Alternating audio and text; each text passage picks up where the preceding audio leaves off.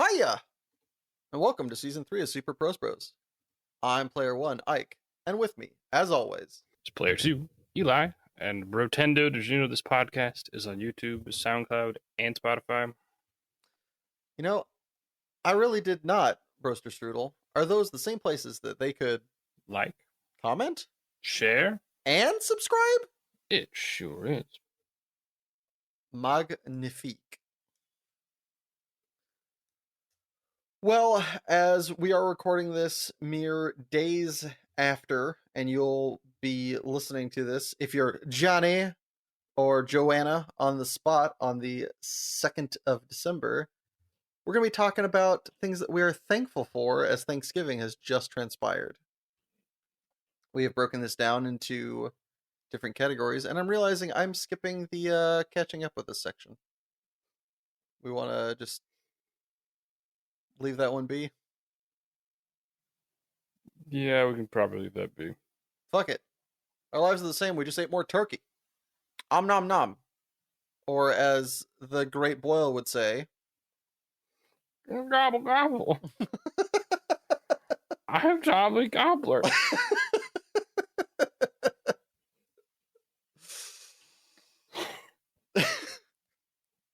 got him. Well, Tommy Gobbler, this is the David says. I have some very unfortunate news about your grandmother.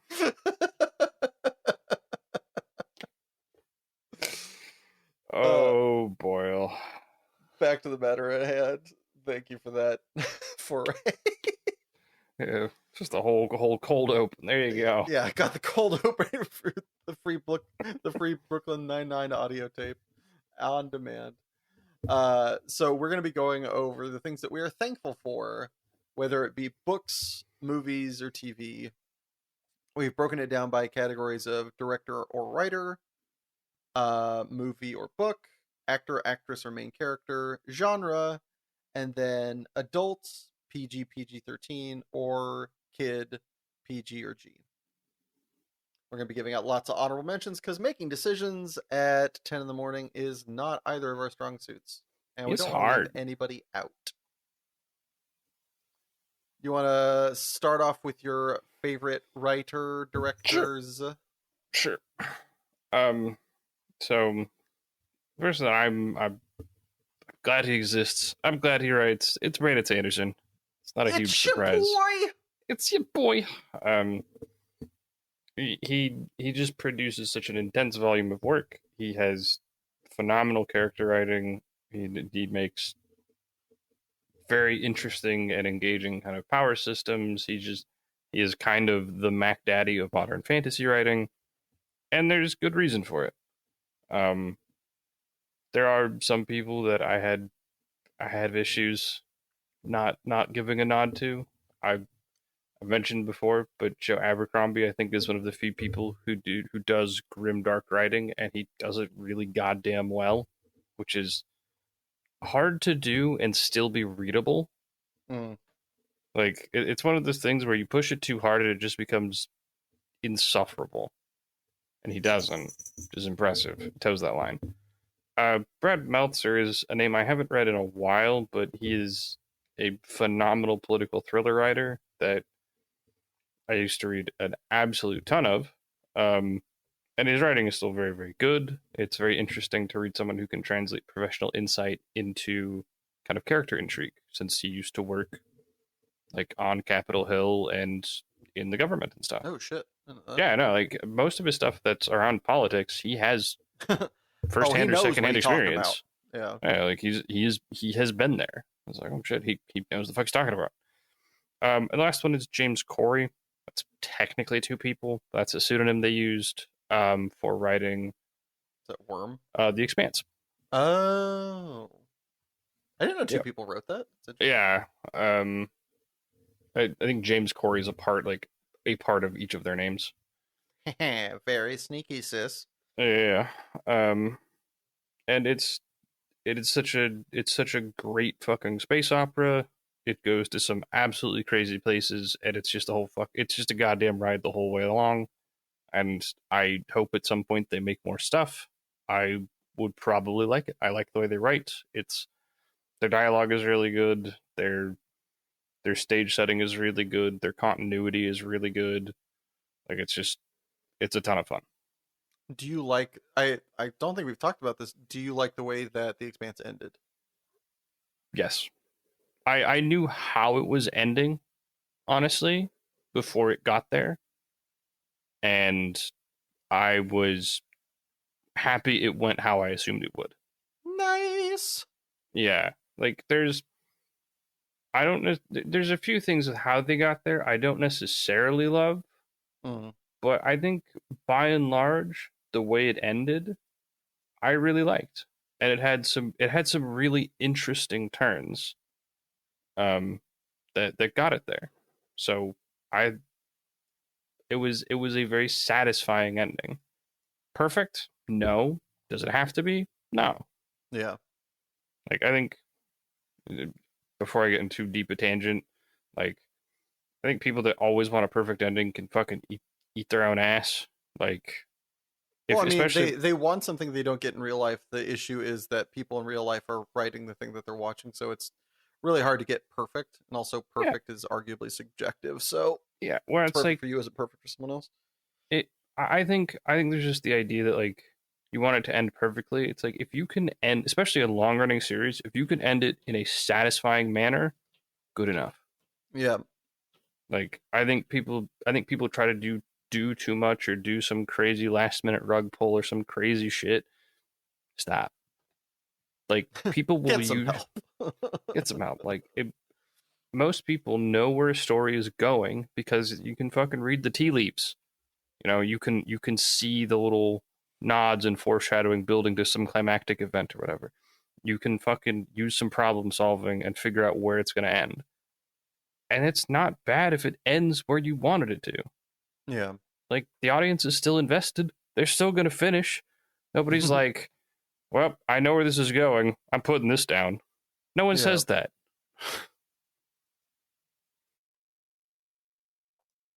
So, as I am far more of a move a man than a book boy, these are all going to be directors. I really sorry that I couldn't choose any of the following: Quentin Tarantino, David Fincher, Wes Anderson, the Coen brothers, Hayao Miyazaki, or even my new introduction to the gaggle of Hiro Murai, who, if you don't know, is the prominent director of the show Atlanta and a couple Yeah. other things. This guy's amazing. All of those directors, for each many different reasons, are just, I love them thoroughly, either by writing, shooting style, or content. Mm-hmm. But the kind of, I honestly, he really does pull from many different parts of each of those. My pick is Edgar Wright. He does a great job at just everything going on in the scene is just so cohesive.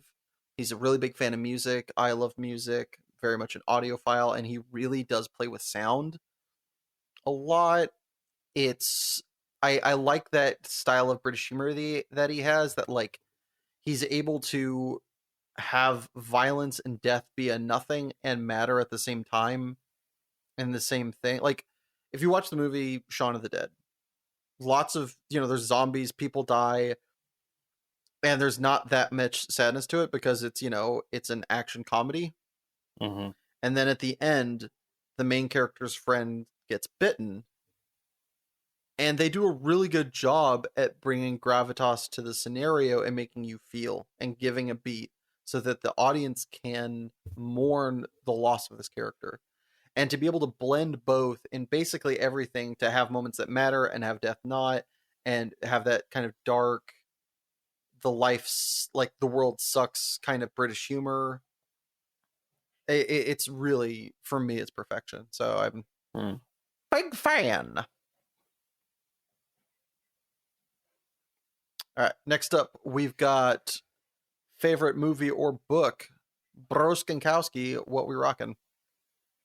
So the couple honorable mentions I have to give. One was It. The first one, the second one is fine, but the first one is outstanding. I think it's one of the best horror movies I've ever watched. Full stop. Um, Also, because fucking Bill Skarsgård scares me. The man's not human. I don't like what he can do with his eyeballs. I do not like it, Sam. I do not like it with a clam. Yeah, it is uncomfortable. Um, the other one is Puss in Boots: The Last Wish. It has absolutely no business being nearly as good as it was. It was No. exceptional. The movie, Yes. yeah, it did everything right in a way that you don't expect from a. It's Puss in Boots, for fuck's sake! Like, it's a derivative of Shrek. It has no business doing this. Like, it is one of the coolest modern incarnations of death, in my opinion. It has some of the. It is just some phenomenal banter. Um, it's got a really good cast. Like, it has pretty solid animation. It's just great. Like, full stop. And it doesn't overstay its welcome. It's a pretty short movie, actually. It's like an hour and a half. Yeah, I think it's like 90 minutes, 90 to 100 minutes, or something like that. Yeah, like it's It definitely's got like a really good clip. yeah, like it goes places. It doesn't overstay its welcome. It doesn't do more than it needs to do. It just stays in its lane perfectly. Goddamn. Um, but I am really happy that the movie Everything Everywhere All at Once exists. I am, because it is fucking wild. It is FLCL levels of absolute fucking insanity. It's if you know, you know. Um, it's just so bonkers, so off the wall, so unrepentantly coconuts. Like, it's just, I don't have a better way to describe it for all my aptitude with the English language. It's just coconuts. Um, and it's so good. And despite all of the veneer of insanity, it is such a wonderfully simple message that is so well delivered. And I'm Mm. so glad that in an era of fucking reboots and remakes and piggybacking on old IPs and etc., that people still have the balls to make something that fucking wild and that it can be that fucking good. Yeah. Like, it really is so good. Everything from its choreography to its storytelling to its character acting to how just how absolutely bonkers it is. I mean, for fuck's sakes, when you use a butt plug as a fighting tool, Let's go. like, And then you get an Oscar. yeah, then you fucking win an Oscar. What a Woo! wins uses a butt plug, wins an Oscar, refuses to elaborate. Like, yeah, I'm legitimately grateful that, because it is such a breath of fresh air in kind of what feels like a stale movie landscape in many Yeah. ways. What about you? So for me, there's a lot of picks. Everything Everywhere All at Once definitely was on the cutting room floor. Pulp Fiction as just an awesome homage, nod to everything film that is Quentin Tarantino's Mjolnir. And then there's like the creature comforts that is like Baby Driver, where we've got that, Edgar Wright, fast action, good soundtrack. We've got Fantastic Mr. Fox, which blends the stop motion of now with the awesome absurdity of Roald Dahl from back then.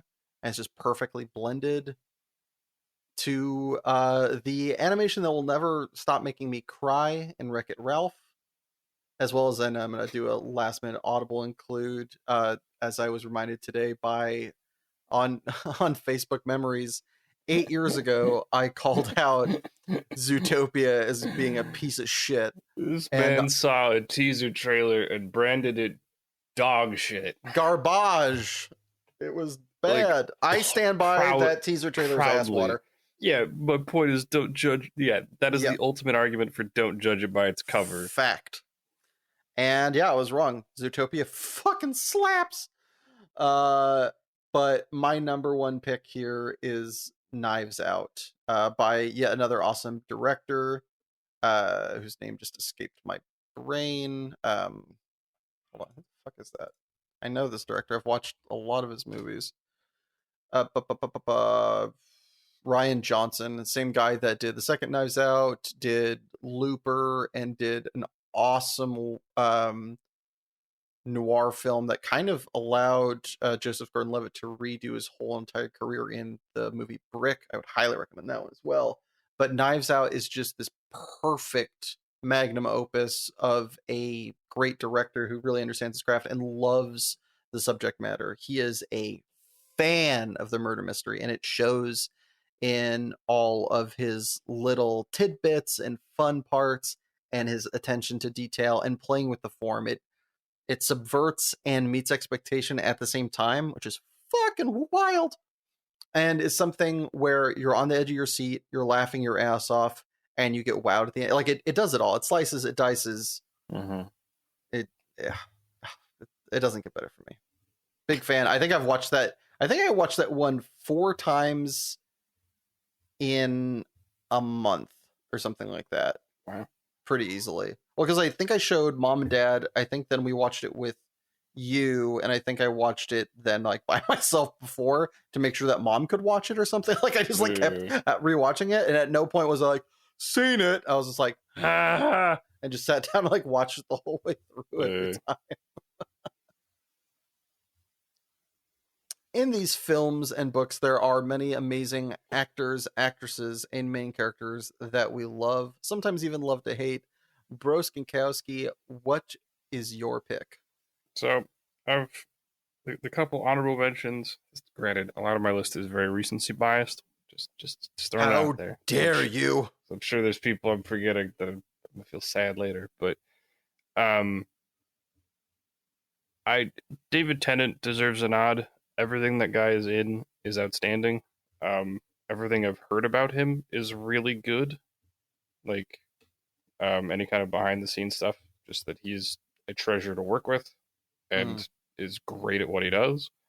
And I'm very partial, as you know, when I was younger, I very much liked Doctor Who, and David Tennant fucking crushed it. Um, odd note recently, because they moved the altered card of David Tennant, and Death Battle used the Doctor versus Rick, and they had effectively a David Tennant lookalike. So it's just like, man, he's just showing up everywhere in my life. And even to like more serious roles, because he does do serious very, very well. Another one that can hit crazy extremes is Bill Hader. Yeah. Man's got range. Man has baffling range, which is weird to think about. Like, while I have some mixed feelings on the show Barry, it also has some of the most intense emotional scenes of anything I've ever watched. Full stop. Like, yeah, season 1. All I have to say, Isaac, why did you say that? Yeah. Yeah. No. Literal chills. Yeah. Yeah. That scene is just rough. Which is wild because he came from the really weird thing is he was a like he started out in Hollywood as a PA. He was like a production assistant. Like he has stories of working on like Predator with Arnold Schwarzenegger and like walking around having to like find him and get him to like come to shoot, which is hilarious. What's funny, one of the other things that that he did, he's part of why the whole the fish sticks joke exists in South Park. Yeah, he was also after a part of his tenure on SNL, he went and did like a season or 2 of writing and some voice work for Saturday or for South Park. And also, I mean, as said, he was on Saturday Night Live for like a decade and was like a crusher and has done like, Cloudy with a Chance of Meatballs, just like weird comedies. And then it's just like, oh yeah, I can do like drama at the highest level. I can do the opposite too. Yeah. Don't worry about it. He's got range. But I have to, again, super recency biased. I'm such a sucker for Brooklyn Nine-Nine, shocker, and I think it's baffling to think that Andy Samberg, the fucker who the first thing I knew that guy from I'm was the on a song boat "Jizz in My and Pants." That is my first exposure to that human being, is the song "Jizz in My just Pants." in In my my pants. pants. Just in his pants, just in his pants. Yeah, we're going to need to clean up on aisle 3. And now I'm posed in an awkward stance because I jizzed in my pants. All of it. The whole song. No problem. Living rent free. Yeah, for some reason, it's got a room. But yeah, With and lights and so, a microwave and everything. yeah, but for him to play one of the more, not entirely grounded, but very relatable human beings Yeah. as the main character of the show, and as somebody that can actually like grow and adapt and be an adult, it's kind of weird to see. Yeah. But it's really good. And I think just in general, the writing of that show is great, and it's so easy to kind of be, get behind him as a character. And so it's very endearing. Like it's really hard to not appreciate how skilled he is, since I think Sandberg did a lot of, like, I think he did some of the writing and some of the production on the show as well. Ooh, neat. So yeah, it's just, I'm glad Andy Samberg exists, and I'm glad that he got to play Detective Peralta. Thanks, Andy Samberg, for Thanks, buddy. existing. What a guy. So for my list, again, stupid long because making decisions is hard. If this was a 2-person category, or if I could sandwich 2 people in here, I would choose Simon Pegg and Nick Frost. That comedy duo is fucking unbeatable. Try me. Like, literally, Steven Spielberg recognized their badassness, and that's why they get hired to be the derpy fucking detectives in Adventures of Tintin, is because they are just, like, perfect together. They're busted. Another big one, as he is in fact Ken enough, and so are you, is Ryan Gosling. Guy is just a gem. He's funny. He's hot. And he's just great at acting. Fucking not fair. God gave him too many gifts. Fuck you. He's probably got a small penis. It's the best I can do. Tiny dick. It's inverted. It's so small. Still not fair. Fuck you. All right. A guy with probably a huge dick because of everything else God didn't give him is Stephen Root. This guy might be my favorite character actor of all time.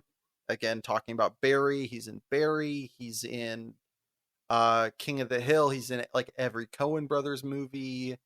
He's just that guy. Oh, that guy. Yeah. God, he is everywhere. He is fucking everywhere, and he's a banger every time. He just like becomes his roles. He's a blind he's a blind radio operator in Oh Brother, Where Art Thou? In Buster Scruggs, he's a store owner who gets naked and dresses in pots and pans. Like, guys, fucking crazy. He is also a blind guy who wants a brain in Get Out. He wants eyes, but yeah. Oh yeah, he wants. Yeah. That's right. He wants his eyes. He wants his eyes so he can. Yeah, he's a blind. He's blind a surprising amount of the time.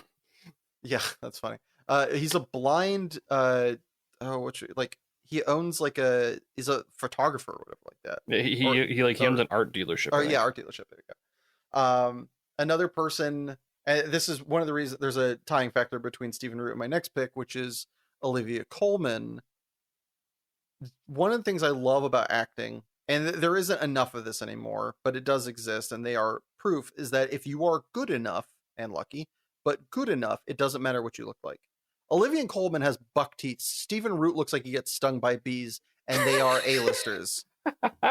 Because it doesn't matter. When you can act your way outside the planet, people are like, yeah, all right, it doesn't matter. Like, Olivia Colman is, without makeup, a little rough to look at, and I love her for it. The fact that she's just so good that it doesn't matter that she doesn't fit this stereotypical lens, because she's just a badass bitch. And same with Stephen Root, just like doesn't matter. It's just like when you can act, circles are in everybody. And also that's what one of my favorite things is, there's an interview with Stephen Root where they're like, do you ever want to be an A-lister? He's like, fuck no. He's like, I love character acting. He's like, I get to smoke weed and do like the weird shit. Like, he's like, that's why I got into acting. I never wanted to be the main character. I'm like, fuck yes, more of you. What a guy. But because he doesn't want to be the A-lister, we get bangers like my pick for best actor, just Chadwick Boseman. I don't think there's a movie that he's ever been a part of that I wouldn't want to watch if not just for him. Taken Too Soon, Chadwick Boseman was and is arguably one of the GOATs. So damn good. You got Black Panther, you've got... Yeah, okay. Wait, so like, yeah, I it's think who I'm you thinking of thought the it right was. person. Yeah, you got Black Panther, but more impressively, you've got 42, and even more impressively is it Get Down? Get Up? Get On Up. Yeah. Get On Up, yeah. Where he literally tricked like past family members of James Brown that he might have just come back to life. Yeah. I think it's about as ringing an endorsement as you can get for portrayal. Yeah, you were the one that told me that, right? That there was like yeah, that just is. Family members and close friends had come on set or seen the test shots of the movie, and they almost thought they'd just reanimated James Brown. Yeah, like the fuck. Yeah, they did not realize that was Chadwick Boseman. They're like, oh, it's James Brown. No, yeah. No, he's still dead. Like still in the ground. So next up, we've got genres, broader categories of things that we enjoy. Genre. Unsurprisingly, and as mentioned a number of times, I am a horror fan. Although it is not my favorite, I'm a big horror fan. I like the feel of adrenaline. I like the occasional jump scare. I love the spooky atmosphere and the dread, and it's fun. Paradoxically, my next honorable mention is comedy. Who doesn't like a good laugh, a good gaff? And I appreciate comedies that can do more than just be stupid humor. But even then, sometimes I'll fucking watch Family Guy and giggle. You know, not above this. Sometimes dumb is dope. Sometimes dumb can be dope. It's true. I'm also a big fan of like martial arts films when they're done right, which is becoming less and less common. What, you don't like flying spin flip kicks in the dark? Not a fan? Also, one of the big reasons that fucking Everything Everywhere All at Once stood out to me, it's choreography. It fucking bangs. Like, yes, it's clearly choreographed, but good fluid choreography. Oh, yeah. Come on. I mean, there's a reason they fill out the stands in those martial art exhibitions where those people are like doing the knife ducks and shit. Yeah, it's like, fucking rad. I mean, like as somebody who's done some kind of show work and floor work like that, not like the super crazy shit where it's like you mess up your pattern and you're just taking a staff to the mouth, but like that stuff is hard. Hell like, yeah. So here, fun factoid: there is a stick pattern I know. That's I think it's a 12-step pattern that you do basically mirrored from somebody called Sumbrata.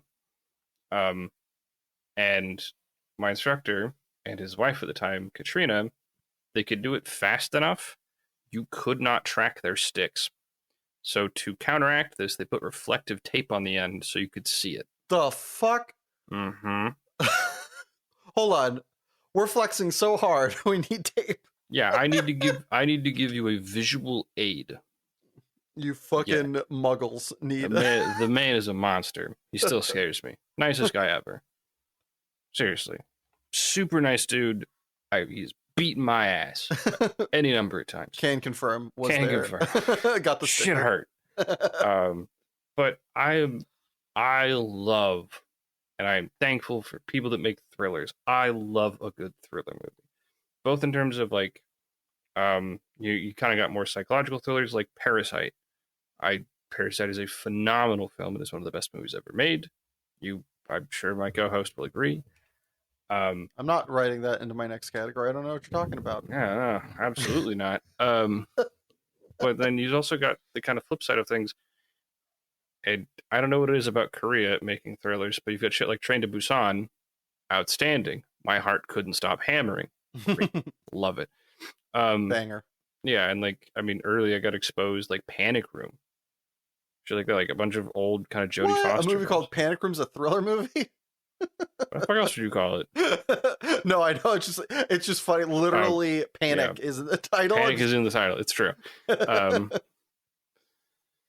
yeah, so like I love a good thrill ride. Like I can throw it in there like Mad Max Fury Road. Like Hell it yeah. just stomps the gas. Like I love when a movie will just fucking stomp the Would you like a gas. 2 hour long Yeah, we just car chase movie? yeah, exactly. Like I love a good thriller. And not to say there aren't some bad ones, but good thrillers just magnifique. Like I mean for fuck's sake, I watched Mad Max twice in the same day. Hell yeah. In theaters. I just ran it back. Yeah, so what happened was we dropped I dropped Colton and his buddy and Abigail at the airport, and they were supposed to go get on a plane to go. I forget where. Is your cat playing with your cord right now or something? Um, no, I nudged it. Okay. It sounds like your cat's playing with your mic. No, sorry. No, you're good. But so we dropped them off. Artemis and I got to watch it, and banger film. And we come out, they fucking text me. They hadn't left. Their plane wasn't leaving. Their orders had changed. Lol. So suddenly, they're just in fucking Reno with nowhere to go. And so we're like, hey. So we go get like lunch, and like 2.5 hours later, we're like, we just watched this banger movie. You guys want to go watch it? And they're like, yeah. And so we just fucking got tickets again and just ran it back. Hit again, Sam. Yeah, we just fucking rolled back up like 3.5 hours later and rewatched it. So, while like my co-host, I also too do love thrillers. I don't have that much of a stomach for it. Although that being said, Panic Room, uh, Mad Max Fury Road, basically every David Fincher film, big fan. Yeah. But definitely have to take them in small amounts. One of the things that I've been really coming into my own in this, and also, I mean, it's been better produced recently, is like the slice of life art house kind of surrealist movies coming out of like A24. I just really have fallen in love with that. Shows like Atlanta, Adventure Time. That's my shit. Really big fan of that. But at the end of the day, I really can't get away from action comedy. Just something about like Jackie Chan antics. Always, always a hit. Just yeah. It's hard to go wrong with them. It really is. It's just like it, I mean, we really you can make fun of us all you want, but boys really nailed comedy in grade school. Kicking somebody in the nuts, fucking amazing. Outstanding. It's just the best. Snap him with a towel. It's great stuff. Look shot. Like, come on. It like, yeah, you're a child, but also it's fucking funny. Yeah, like I mean everybody is a child no matter what age they are. To some degree, you were a fucking child, you see someone fall down some stairs, you'll giggle. As you should. As you should. Alright, do we want to do the little kids first or the big boys? Let's go top down. Just Alright, we got the big boys. big boy. Big boys. So this is our more adult end of things. And there's a couple that Wow. I wasn't gonna make a porn joke, but thank you. I If think we had a soundboard, I'd just be playing infinite sound effects. I'm sure you would. I'm sure you'd fucking hit me with the awooga at some point. I was thinking the bass line, just doom, doom, doom, doom. Like the fucking. Fair. So as I mentioned, I love martial arts movies, and I think The Raid is just a perfect example.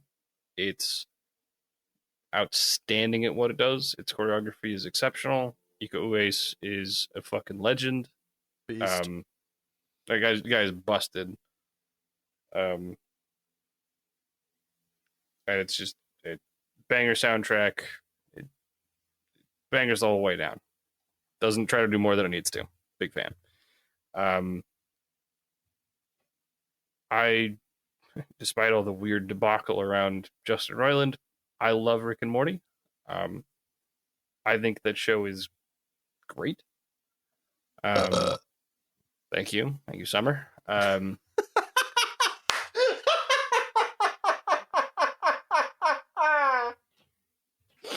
Oh, nice.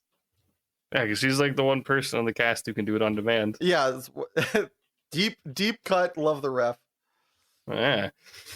Yeah, I think it's one of those bizarre, bombastic shows that I'm glad someone made. And I'm glad it's got a fair amount of depth behind characters and motivations, as well as kind of tugs at the occasional philosophical question, and sometimes kind of points fun at the philosophical questions we spend too much time yammering about. Yeah. And I of course have to do our usual masturbatory talk about Arcane and why it is the best thing since sliced bread. Can confirm. Can confirm. It's getting a season 2. Thank fuck. Next year can't come quick enough. It's just great. It is. I'm so glad it got out of development hell.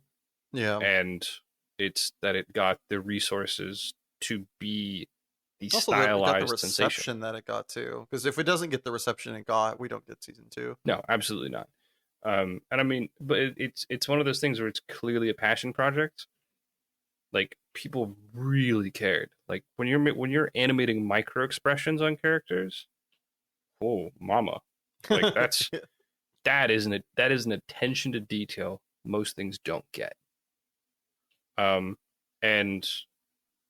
my last honorable mention is Invincible. Yeah. I think the show is great. I think, if nothing else, its fucking voice acting is correct. Yeah, it's 85% of its budget, but it's fucking amazing. Animators are starving. Here's some ramen, bitches. Yeah, they're just eating cup noodles. That's it. All two of them. It's just some sad sacks locked in a closet. I want to see my family. Yeah, 5 frames. 5 frames and you get 5 minutes of a phone call. But in all reality, it's such a good show. It's got a surprising amount of character depth to it. It has really good casting. It has really good emotional highlights to it. It's great.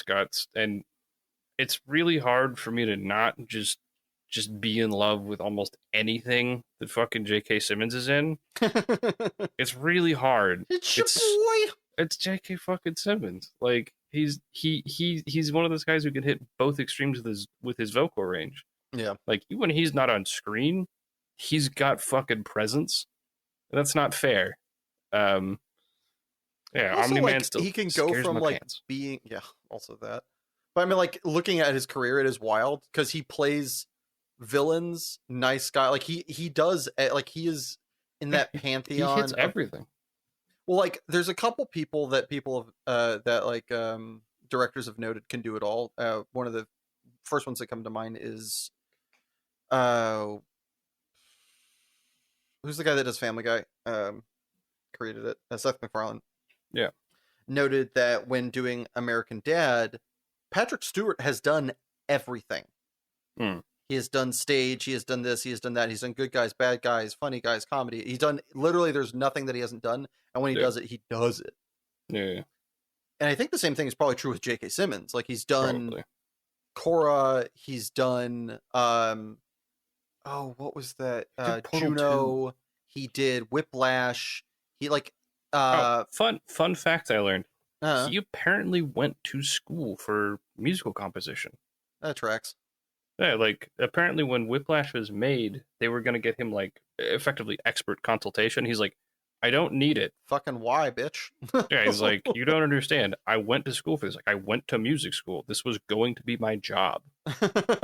Gotcha. Apparently Save the the guy, money. the main character, was a drummer and, like, played in a bunch of fucking garage bands and shit. and like actually knew how to drum, and That's they were sick. both cast, and the director didn't know that about That's them. awesome. He's like, oh, that makes this way easier. Sweet. You got points at the two experts. You guys are fired. Yeah, exactly. Look, cost savings. But like JK, I think is in that echelon of like, yeah, I've done it all. Like I think he's hit all the benchmarks of like things you can do in acting. Like he's done like the Golden Road or whatever. Unlike JDG.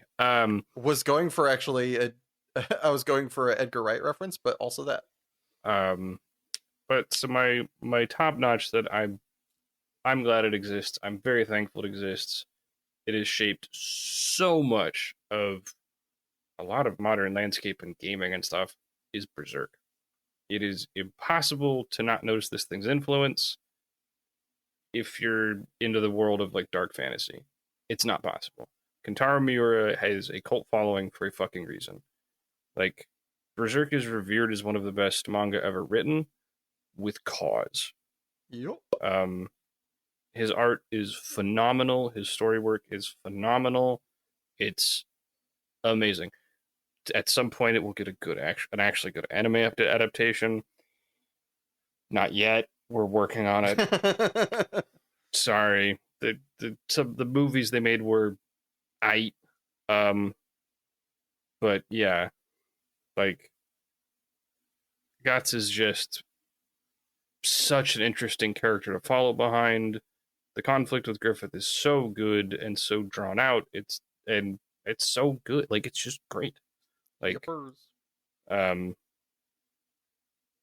yeah, and I mean, you look at anything made by FromSoft, like, for fuck's sake, one of the biggest bosses in Dark Souls 1, Artorias, it's just guts and berserk armor. That's what it's modeled after, and it's really obvious if you look at it. Like, if you go look up a picture of Artorias, you'd be like, oh, I've seen that. Like, copy my homework, but try to make it not apparent. Yeah, that's what they did. They're pretty shameless about it, too, actually. Like, oh, yeah, no, we love it. There's, I think every game that FromSoft has made, there's, like, a nod to Miura and Berserk. Again, like, it's... He is one of the most impactful writers and artists, I think, on that genre. And I don't think it's close. Yeah. He definitely is too, like, he's like the Gary Gygax of manga. Yes. Like, he is the Gary Gygax of dark fiction. Yeah. Where are you? So, for me, Berserk is obviously up there. Also, you're welcome. I introduced you to it. True. Just gonna take this rubble off my shoulders. Although, to be fair, it would have been weirder if I knew about it at, like, 12. Fair. Anyway, while still in the manga landscape, another big one for me is Vinland Saga. I think, especially after listening to interviews with the kind of ethos and creative thoughts in mind for when creating it, I forget who created Vinland Saga. One took historical events and is oddly faithful to a lot of what happened in Viking history. It's fascinating. It's weird that many of those people actually exist. Many of those people existed, and many of those events just happened. Yeah. It's just like, wait, what? And like some of it is like kind of... It's embellished, obviously.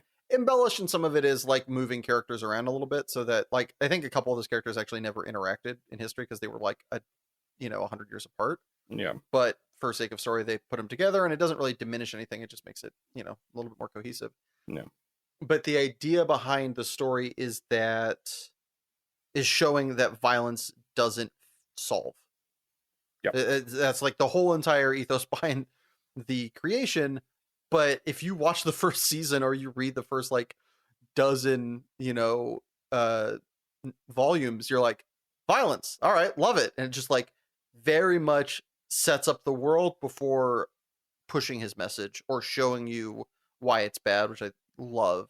It's also fucking, like, Berserk, fucking gorgeous. Yeah, it's the mangaka kills it. Yeah, and that one actually got a good anime adaptation. Yeah, that one did get a phenomenal adaptation. Eventually, Berserk, it'll happen, buddy. It'll I'm happen sure for you, of it. baby. Just slowly, slowly pets Casca. It'll be okay, I promise. You'll get a happy ending and a good anime Yeah, they say adaptation. somebody give me a monkey's paw. We're making it happen. I'm not sure what the cost will be, but it'd have terrible voice acting or something to go with it. Ah! While we're still in that neck of the woods, like my co-host said earlier, Parasite is one of the best things ever, and it shows a really good depiction of class differentials and society and interactions between people that aren't good. Like, slight spoiler alert, but I mean the movie's like 5 years old at this point, so suck it. There's a scene in the movie where a character just has a random act of not a random act of violence, but decides to act violently in a situation that doesn't seem to call for it, and you're like, what the fuck, dude? That's so weird. Like, when I watched the movie, I was like, that's so dumb. Why would somebody do that in that circumstance? And then in real life, after saying that out loud, not like less than a week later, I had a moment at my job where I was like, nah, I get it. I'd stab a guy in the chest too with a fucking butcher knife. Like, no, it makes sense. I see it now. I see it clearly. You know what? I take back what I said. You were right. I'm here for it. Bring the violence. Bring the pain.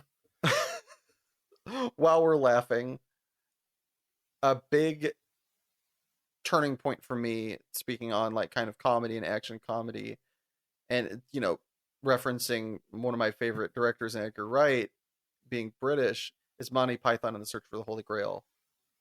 Fucking A. Movie, it's like 30 years old and it holds up like a motherfucker. It's still very funny. I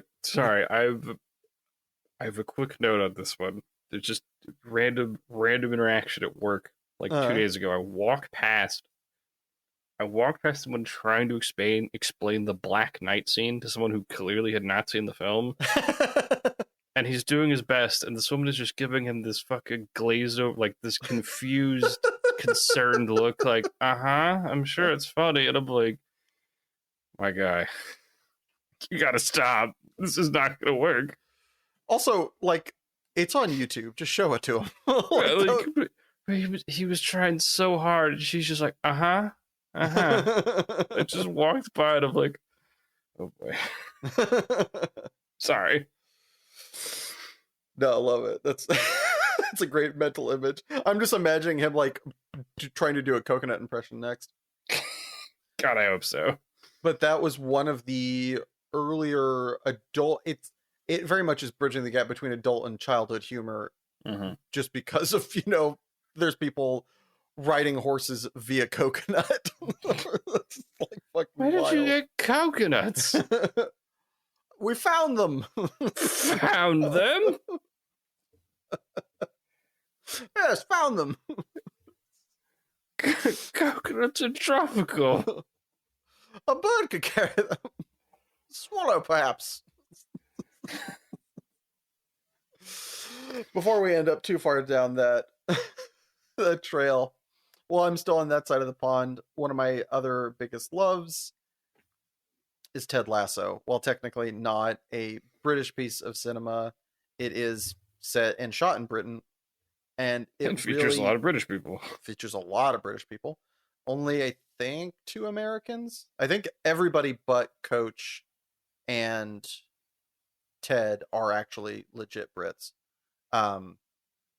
which is lovely. And they had to, while we're behind the scenes, they had to fight to get it made in Britain as opposed to shoot it in the US, because they're like, it's gonna matter, not only on cast, because they could just, they could soundstage it, bring over Brits, but they're like, it's gonna feel different. And we really need to do it like this. And they're like, okay, and it paid off. But while that is a very lovely show and soft, it does tackle a lot of adult problems. And the way they do it, I think, is very honest and earnest. And one of the things I love the most about it is that characters have awkward conversations in a comedy and they still keep comedic. Because if you go back and look at comedy, especially American comedy of like the 90s and the early 2000s, so much of the comedy is built on, oh, I don't want to talk about that. That's weird. And that's where a lot of the strife comes from. That's where a lot of the story comes from. And it's just stupid. It's a Yeah. bad way to live your life, and it's not realistic. People have awkward conversations all the time. They suck, but people have them. It's a thing that happens.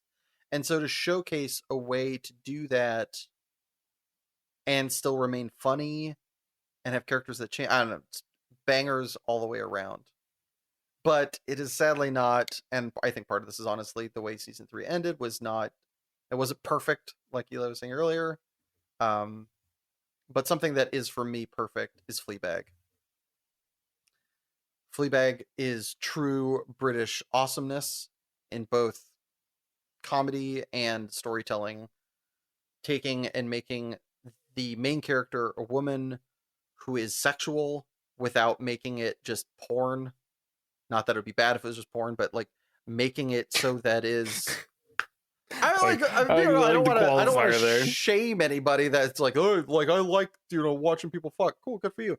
But like to be able to have that aspect of it without having that be the main bit, with having lots of humor, family dynamics. One of the things I hadn't really realized, as this is not something that's important to me because I'm a guy with a brother, not a sister with a sister, is that that is one of the few truly good adult sister relationships shown on television or movies ever.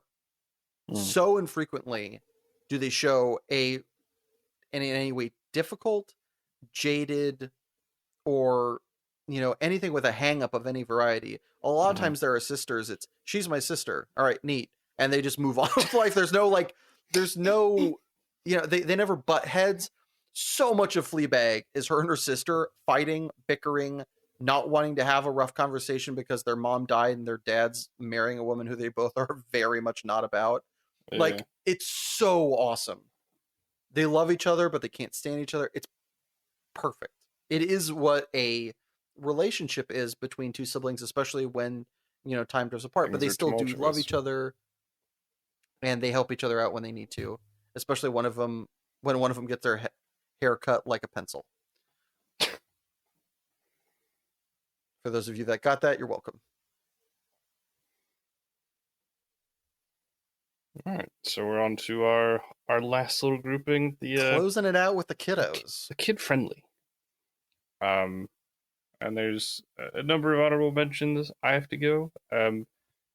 I love Gravity Falls. It fits that I went to Oregon for Thanksgiving. Probably drove right through it. Were you whistling the theme song? I may have at one point. Just love that beat. I may have at one point. I don't know. Yeah, I love Gravity Falls. It's cutesy. Again, it doesn't overstay its welcome. It really is perfect. It's just a ton of fun. Again, its chemistry is great. Its acting is good. Like, its voice acting is good. Kristen Shaw is just outrageous. Also has your boy again in it. Yeah, it does. It does have J.K. Again, I can't not like something with J.K. Simmons. It's impossible. He's everywhere. Again, it's one of his. He just hits a dumb comedic role. Like, it's stupid. It's not fair. Another one, a book only, is Percy Jackson. I'm talking about that fucking film adaptation. Fingers are crossed for the new thing coming out, but we are not holding our breath. Yeah, I'll see it. I'll believe it when I see it. Like, it does not get the benefit of the doubt. But the novel set by Rick Riordan, honestly, most of the books by Rick Riordan that I've read are solid. They're bangers. I appreciate his kind of authenticity to mythology. There's some people who don't like the kind of modern integration of the way he writes mythology in his stories. I think those people can kick rocks and fucking unclench their asshole a little bit. It's clear he does a lot of research into it. There's a lot of stuff that I'm like, I've never even heard of this, and I like to think I know a decent amount about mythology. There's a lot of deep cuts that he has, and I think it's great. I think it's a cool way to expose old culture, because that is what it is. I do have to give a nod to Toy Story and Pixar in general. I mean, old Pixar is phenomenal. I'm kind of sad they have gone a little off the reservation lately. and they've been kind of pushed on a more commercial direction. But I think I think Toy Story still holds a huge degree of authenticity. It's still got some of the best fucking just dumb quips, like Buzz, lend me a hand. I don't believe that man's ever been to medical school. Like, there's just some fucking phenomenal quotable lines in a Toy Story. It's just so great. Buzz, look an alien. um, and that whole cast is stacked, and I'm so glad they got pretty much all the cast to do all the movies. Yeah. Because that's one that you start changing voices and it would be not the same. I think the only one they had to change. Actually, no, they didn't. This is awesome, and it's just awesome. So for the most recent one, for 4, if he's in it, which I'm pretty sure he is. I haven't actually seen 4. I probably They'd change Slink, right? Actually, I think they had to change. Hold on. Because I think they had to change, like, is it Don Rickles? Mr. Potato Head was played by Don Rickles. Don Rickles died, but I believe they were able to patchwork in his dialogue from the past 3 movies and other things he had done. Oh, wow. So I think they just took lines from old stuff and were just like, poof, and figured it out. But I believe Slink was played by the guy who played Ernest. So hold on, I need to look this up. Okay. So I believe Slink was different because it says it's Blake Clark, and I don't think that's who it was in the previous one. Okay. Yeah, so Mr. Potato Head was done via archived sound from previous movies. Now I want to check the first Toy Story. So I think that the first one was done by... So I think they did have to change one. Mm.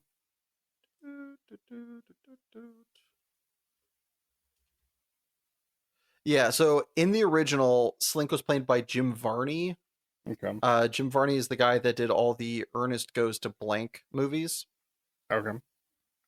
Also, oddly enough, played Cookie in the Atlantis movie. Huh. But awesome actor, got typecast somewhat sadly, although I think he kind of enjoyed that because probably made stacks. But he's really, oh no, paycheck. Yeah, exactly. But I think he died from like lung cancer or something like that. But he was amazing. But yeah, he sadly passed. But luckily they got somebody to kind of play him. But yeah, they other than that, I think they got the whole entire cast back, which is pretty amazing. Also, the end of Toy Story 3 has the hot damn. Yeah, her waving Woody's hand goodbye to Andy. Oh. Ha. That's where you were going with that one. I was going with the fucking listen, the crematorium scene. The crematorium scene is rough, but like I know there's an out coming. I was sure there was, but also part of me was like, listen, I'm not downplaying the dread that I felt for sure. Because I'm like, oh god, I don't see like a way this? out of this. This is rough. Come on. But talk about a thriller. Yeah, the emotional separation and the kind of idea that like that is the end of Andy, and he's kind of been he's been the present anchor for the toys the whole time. And so as someone who grew up with it, like the kind of waving goodbye was just pass me a towel. I need to cry for a while. Excuse me, I'm gonna be not okay for a while over here. But the one I'm really thankful for is I am really thankful Avatar exists. I think Avatar: The Last Airbender is just a phenomenal piece of work. I think it's as pretty close to perfect as you can get with a show in many ways. Barring one weird, dumb filler episode. What's the filler episode? It's called like the Great Pass or something. Oh, that's a filler? The Great Divide. You talking about the one where they go through the passage or whatever with the hippies? No. It's pretty early, but they're going through like this canyon with these like two groups of people who hate each other, and it's like like the feud between the two groups is resolved by Aang lying and just making up a story. Oh, weird. It's super weird. It's like it feels out of place with the rest of the show. It just seems disconnected and like it was written by an entirely different crew. It's weird.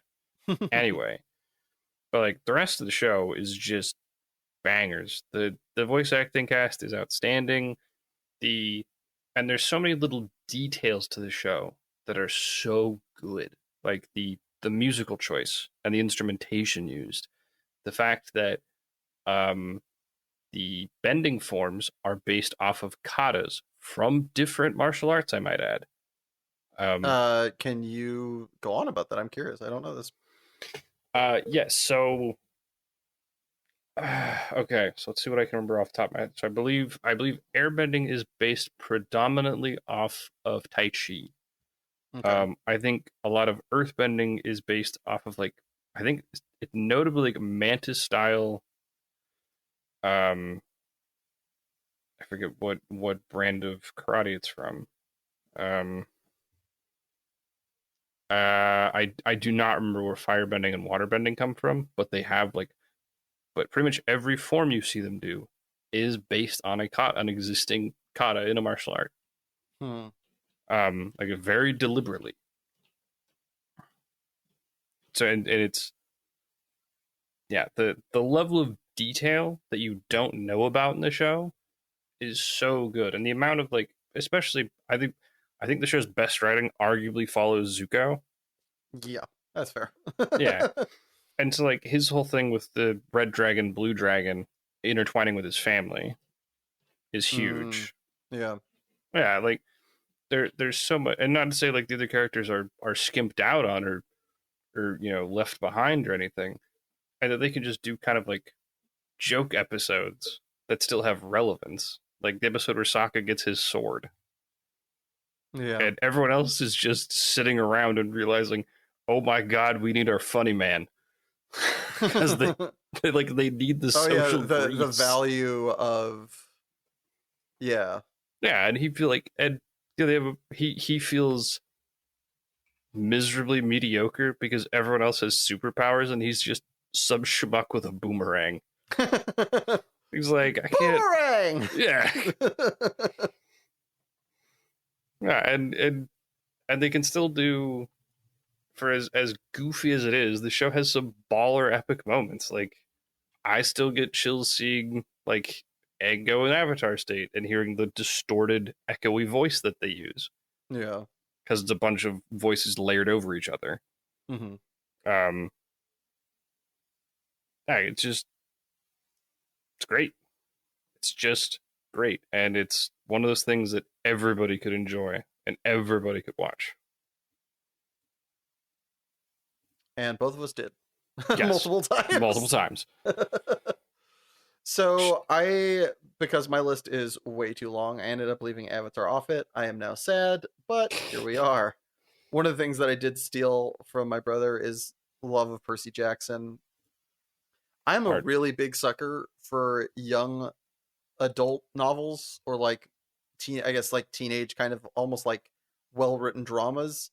Mm-hmm. The Will They Won't They in Percy Jackson was so well done that it didn't need to happen, but I'm so glad it did.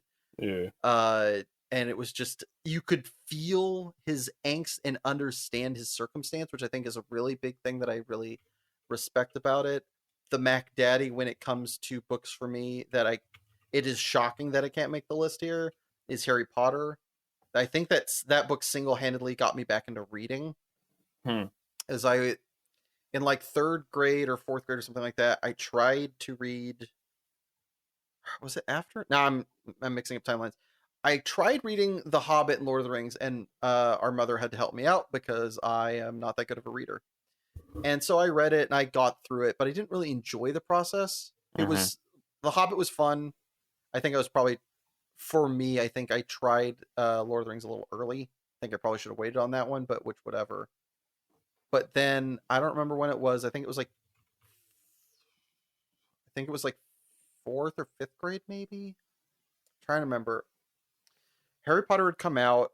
And it was the idea of the church as a general rule to kind of avoid that. Our Hmm. dad, who is a pastor, wasn't that big on one side or the other.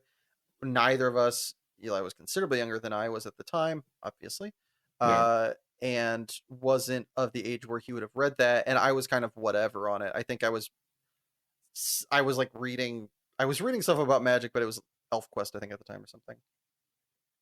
Which banger. Yep. Uh, Absolutely. but our grandmother bought me like the first book or two, Hmm. and she had been, a pastor, and so obviously it was fine. And I started reading the first one. When I got like halfway in, it was all over, baby. I fucking just flew through the rest of the first one and the second one. I You were was reading sold. it You were in in it to win it. class. I was just reading it in the middle of class. I'm like in the back, just like, that's cool, whatever. I'll figure this shit out later. I got books to read, bitch. Like I'm like, like, and when I hit the end of like the second or third one, whichever was out at the time, I Hmm. was so forlorn. What do I do with myself? I got nothing else to do. I was very much on that, like for the fourth book. um, when it going back to Movie Land, one of the Toy Story was groundbreaking for me growing up, but the one that hit me different, and again, I think it's that audiophile nature, was The Incredibles. Hmm. Big fan of Marvel comics growing up, watched the X-Men TV show. I just said the word, I can now hear the theme song in my yep. Uh and so The Incredibles hit different for me between the Didn't also jazz come out on your score. birthday? Huh? Yeah, it came out on my birthday. I went and saw it with you, mom, dad, and my best friend Robert Hale. Loved the shit out of it. Still can quote it, probably start to finish Where's with my the help of super my soup? co-host. Um, the soundtrack, just I think the soundtrack is somewhere on my Spotify playlist. It fucking slaps. Soundtrack bangs. We were, dude. I think it got outvoted, but we were looking at doing it for marching band in one of my years at high school. I was It's not pissed that we really didn't do hard. it. It would have been hard, Or, but fucking rad. fair. Uh, and then to keep my anime roots alive. Also, did you mention I'm looking at your I list? didn't. I'm just realizing we got too lost in the sauce on Toy Story. All right, so to bring it back around, we both have a love of Hayao Miyazaki. Yeah.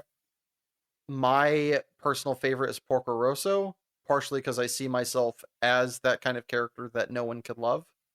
Yep. Reasons going to therapy.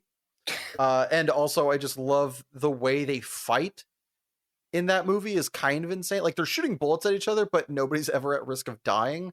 And something about that just kind of gels with me. It's like violence, but like, I mean, we're not going to kill each other. Oh, Like, we're shooting guns at each other, but no one gets hurt. We're just hitting the plane and then fisticuff. Like, they literally have multiple boxing fights where it's old school, like, fucking "Mah!" slugfest, like Queensberry rules. Yeah. Queensbury rules. But Eli's recommendation that I have to kind of pay nod to and make sure he talks about is our Tonari no Totoro, my neighbor Totoro. yeah, well, That, it was the one that we watched every time we were sick. yeah, I would say that was our sick movie growing up. Like you have a cold and you're staying home from school, you're watching Totoro. Yeah, it's not like you had another movie that you wanted to watch or that you could watch. That's what you were watching. Yeah, like that. Mom would always put that on. Like, and when It was medicine. yeah, like it was just like you would. I have so many memories of just like chicken noodle soup, curled in a blanket. I'm watching Totoro. I'm gonna be okay. Like so many times. Like that was our sick movie for all of childhood, and at no point did it need replaced.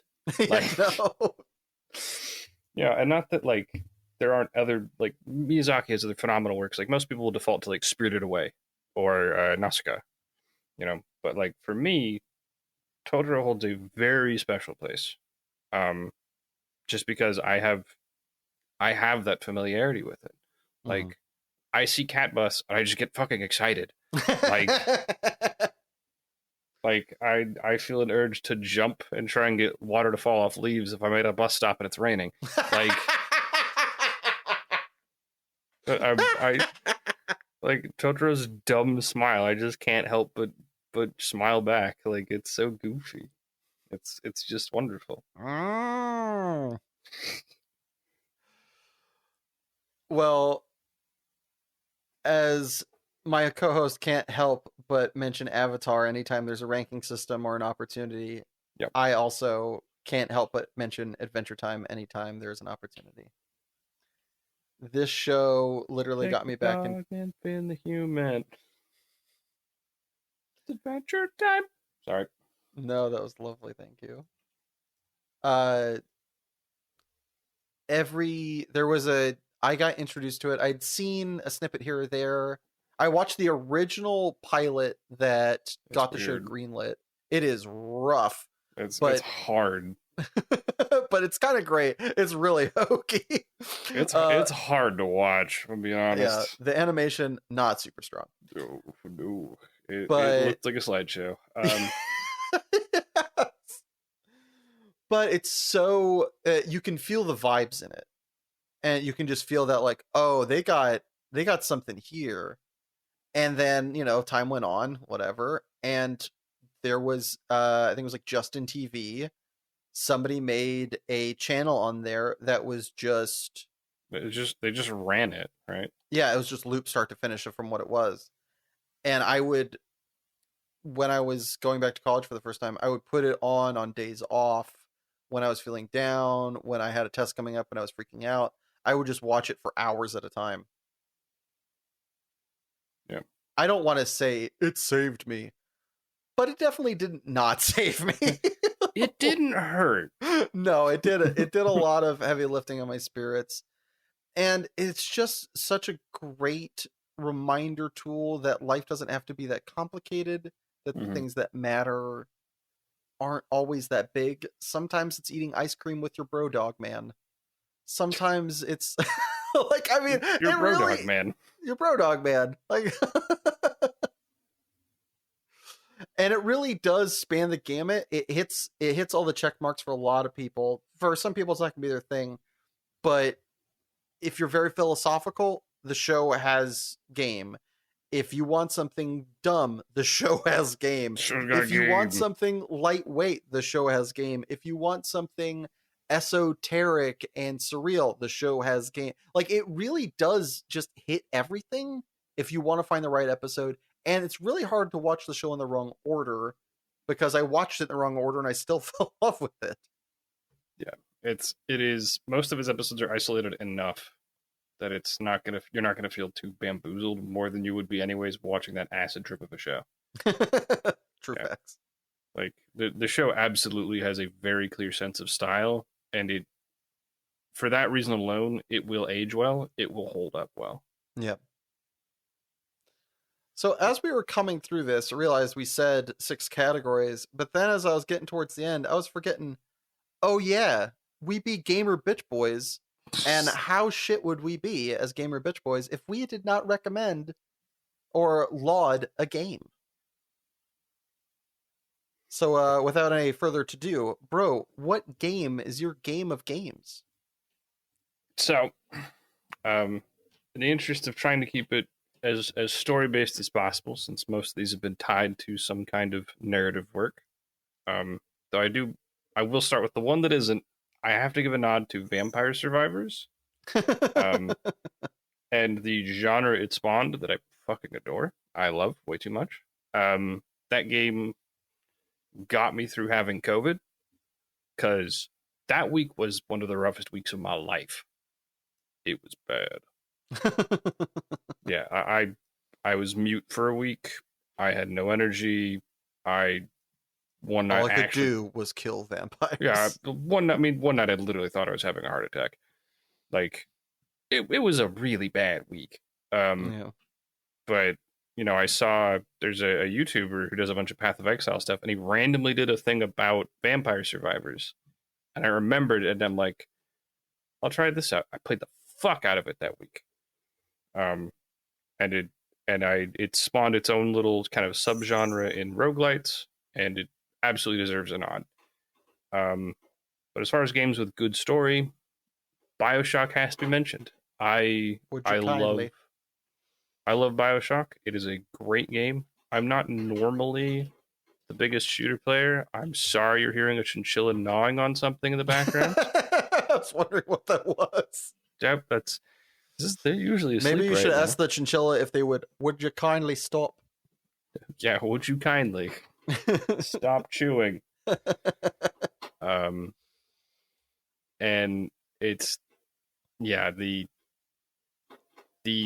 story given in small bits of text to piece together is just terrific in BioShock. And again, its sense of style is so good. Like the city of Rapture is so unique and so Oh yeah. fascinating.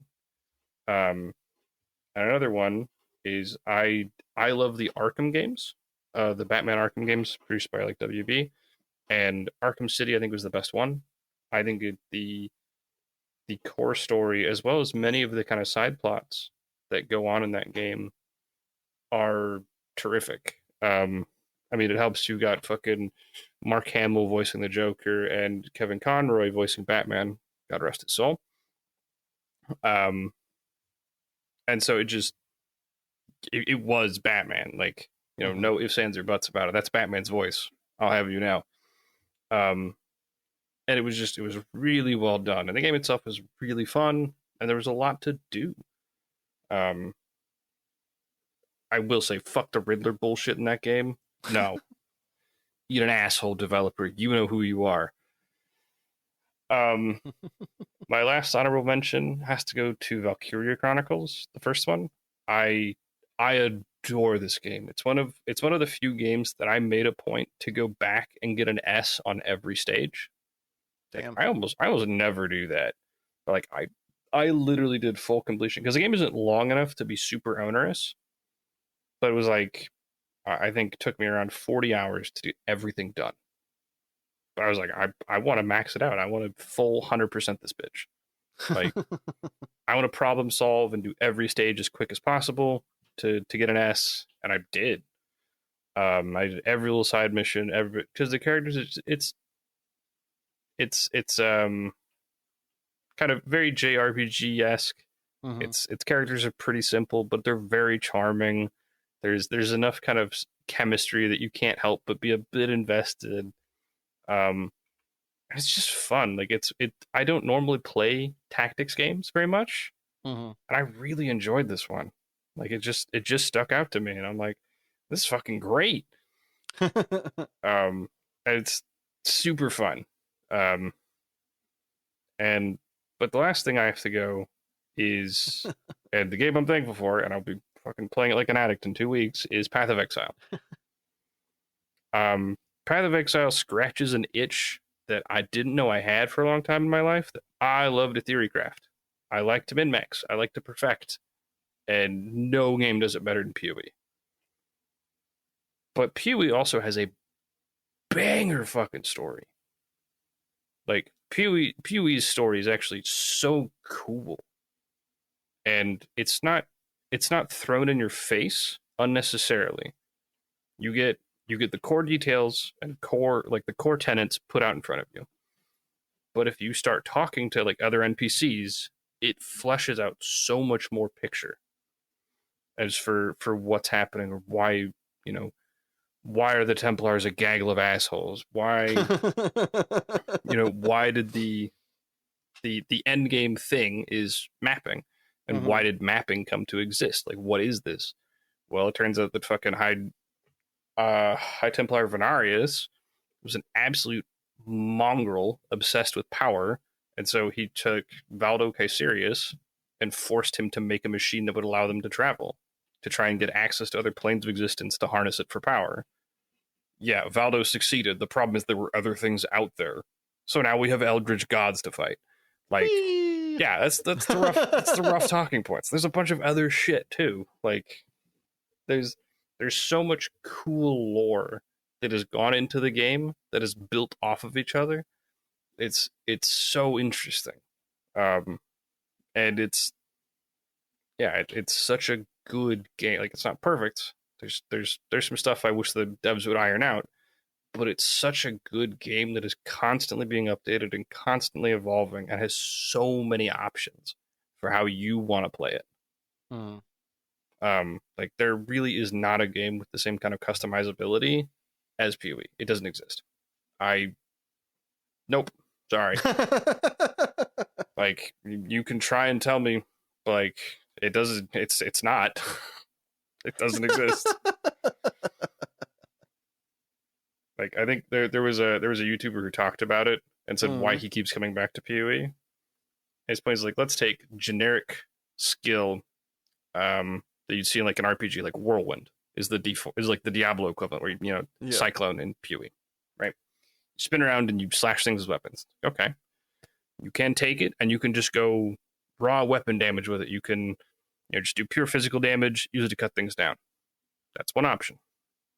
Option B, you can use it to inflict poisons on things. Option C, you can use it as a trigger to throw an avalanche of spells at things. Option D, you can convert all your damage into chaos and turn it into a huge degen machine. Option E, like, and he's got like 7 more. And they are all completely valid ways to play Cyclone. That's one skill out of 85. So there's that.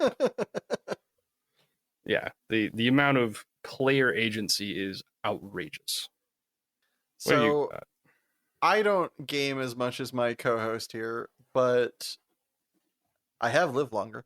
Over the years, the first game, the honorable mention of honorable mentions, is the game that got me into gaming, which is Streets of Rage 2. This is a game that in second grade went over to a friend's house, and multiple times I would go over there after school on a Friday, and then Friday night to Saturday morning we would play the game from start to finish. And then a couple weeks later, a month later, we would do it again, and it was awesome every time. It has a really bare bones story. It's okay. Mm-hmm. The gameplay is good. The reason you come back is the fucking soundtrack slaps. Literally, the guy who designed the soundtrack for the second game designed it for the third and the fourth game, which just came out this last year. Or not this last year, but a couple years ago. What he does when he is not designing those is he DJs, and he has multiple DJ sets that are just Streets of Rage 2, the soundtrack, and he mixes them. That's how good it is. That is amazing. Back to the real item at hand of story-based games. One of the earlier ones was Doom, and by Doom I mean the version we were allowed to play, which is Chex Quest. Thanks.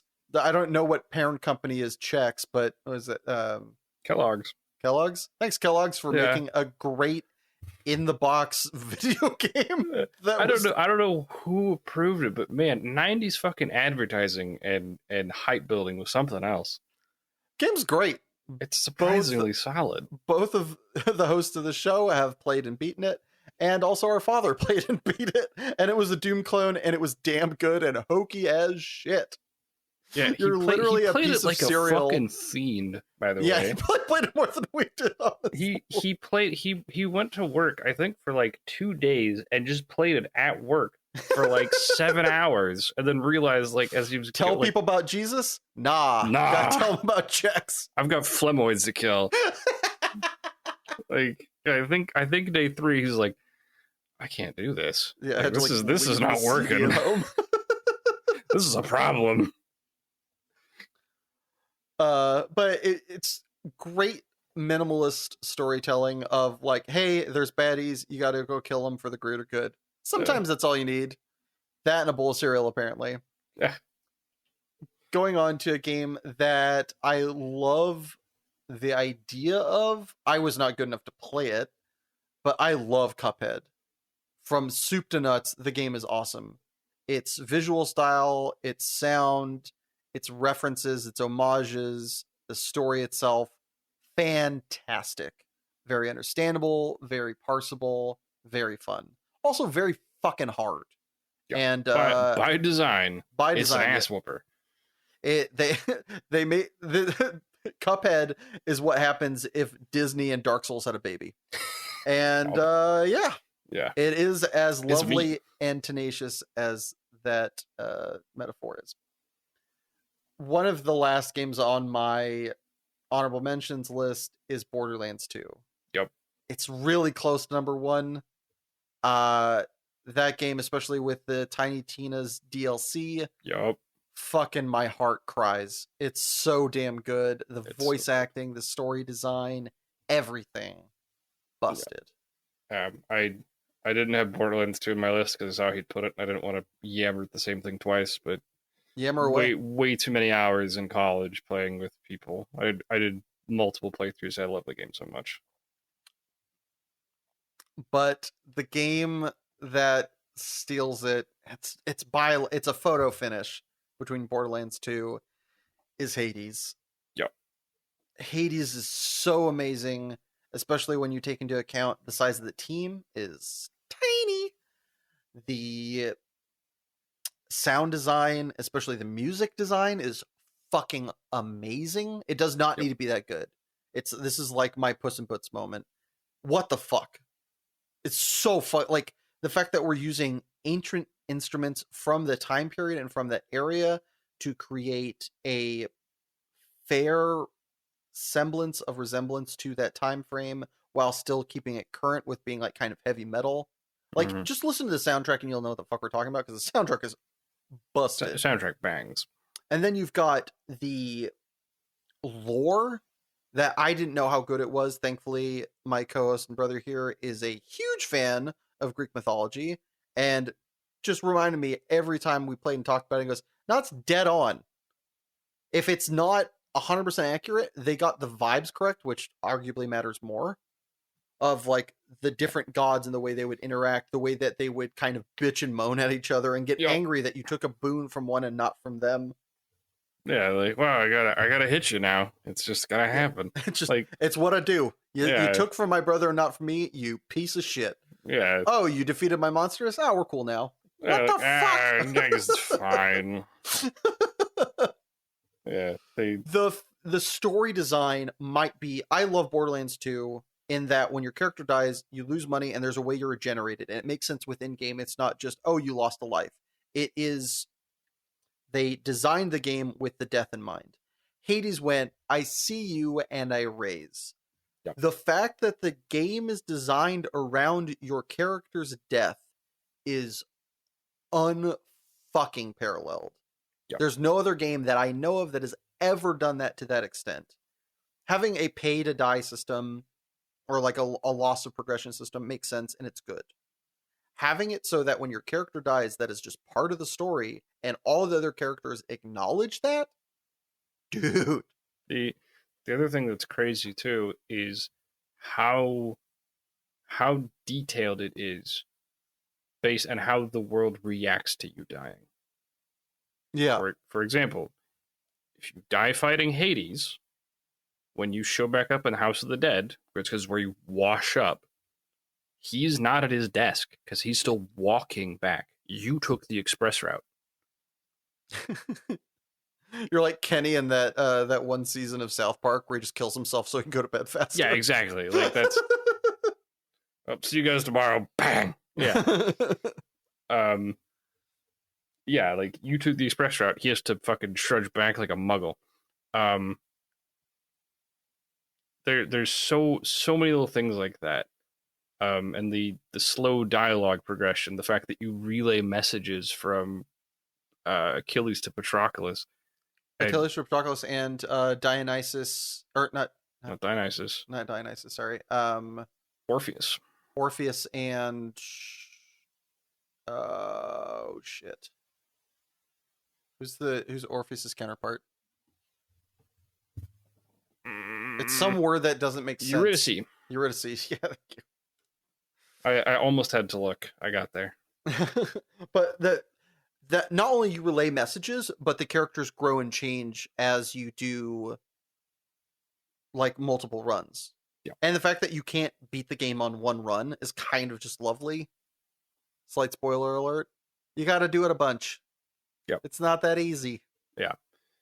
It's it's terrific, and just every character that you talk to in the House of the Dead is so interesting.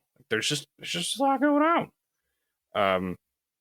And the cute kind of little dating sim that's built into the game, it's not necessary. Is it awesome? Absolutely. Dusa is best girl. Fuck you. I will not hear otherwise. Little Gorgon is adorable. Dusa is best girl. I will not hear otherwise. Get the fuck out of here, Megara. That says that. Dusa is best girl.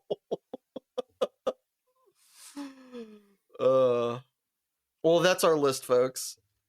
While we're taking this ad break, why don't you jot down where we went wrong or where we went right, and hit us up. Let us know. Yeah, message us at superprosbros@gmail.com. That's superprosebros@gmail.com. Or you can always find me at Twitter at @likeikes. Or Eli, what's your Twitter handle? I don't remember. I don't use it. All right. Well, hit me up and I'll relay the message. Twitter at @likeikes. Anyway, enjoy the ad break, or just write down your thoughts of why we're crummy dumpkins. Why we're Muppets. See you in a bit. Have you wanted to take your kids to the movies, only for the movies to follow you home for weeks? Have you ever thought, I want to be incessantly humming the same 6 bars for days on end? Well, look no further than the animated children's movies. You'll surely be taken hostage by a 5-year-old as they repeatedly demand they have to see the new movie or they're gonna die. And then deal with them lamenting how they want all the merchandise that is suddenly everywhere. And not to mention the songs are gonna follow you home too. With such studios as Disney and DreamWorks printing these things, you're bound to leave with an insidious and infectious earworm that you'll be humming. Oh, because your kids never stop singing that one darn song. You know which one it is. But hey, at least the creators know you're being forced and coerced by those ankle biters, and they throw in some jokes along the way that only you're gonna understand. And we're back! Thank you for waiting and all those kind or mean messages. You know who you are. Steve. From accounting. Fucking asshole. So, as mentioned earlier, for my Rec of the Week, got Knives Out. I've said enough, but I'm going to say some more. Fucking banger. Cast. Banger. Story. Banger. Director. Banger. It's got it all. It's fun for the family. It's good at basically every time. This is great. It's not timeless, sadly. There is a couple of, mentions of, political biz. But it's, sans that, pretty timeless. Woodwreck. I think it's also, one of the, slight spoiler alert, and pretty obvious. Seeing Chris Evans as a actual douchebag villain type, pretty awesome. Good fit. You wouldn't think it, but I'm gonna wear it out. I don't need to. Don't bag it. It's going with me. Take it. What about you, Broskinkowski? What you reckon this week? I've got a bit of an old cut. Emperor's New Groove. Oh yeah!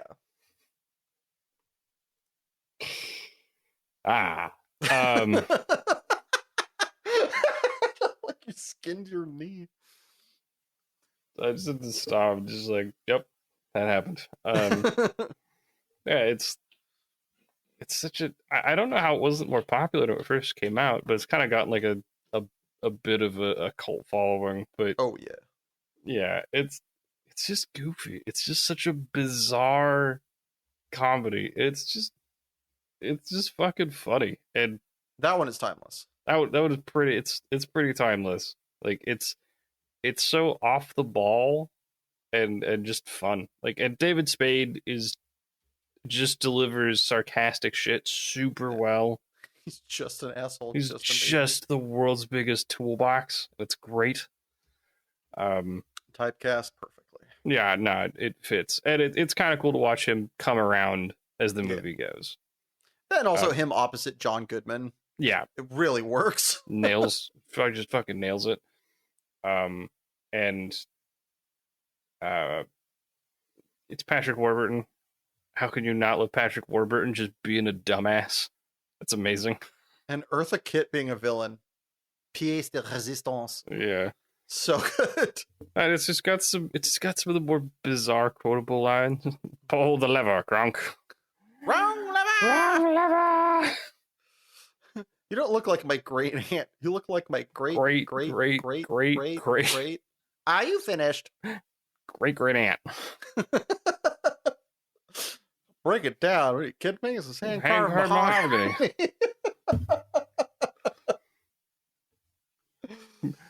Let us out. Tell us what the talking llama is, and we'll burn your house to the ground.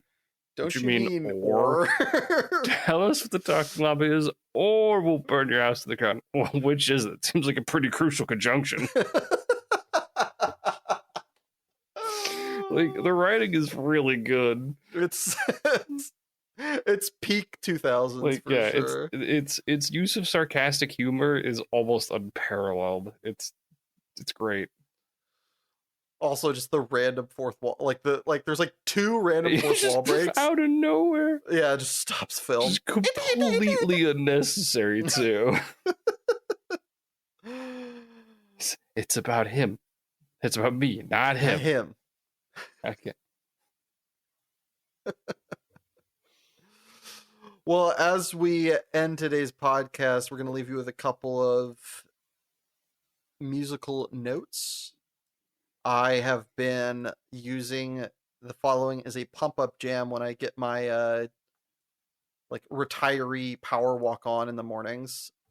It's Run Free by Tiesto and Rehab. It gets you moving. It gets me moving and grooving. I'm ready to do things. What they are, not sure yet. But you're At doing the moment, it. it's putting one foot in front of the other, and that's good enough. What about you, Broskinkowski? So I have the song "Vagrant" by Faint with featuring Vila. It's a little bit melancholic, but it's really good. Like I have been enjoying the hell out of it recently. It's a solid song. I don't think I have to say more. It'll speak for itself. Well, I believe we've spoken enough. So as we come to an end here, thank you for tuning in. And if you enjoyed this, please feel free to like, comment, share, and subscribe. But don't forget, new episodes of Super Pros Bros come out the first and third Saturday of every month. Bye.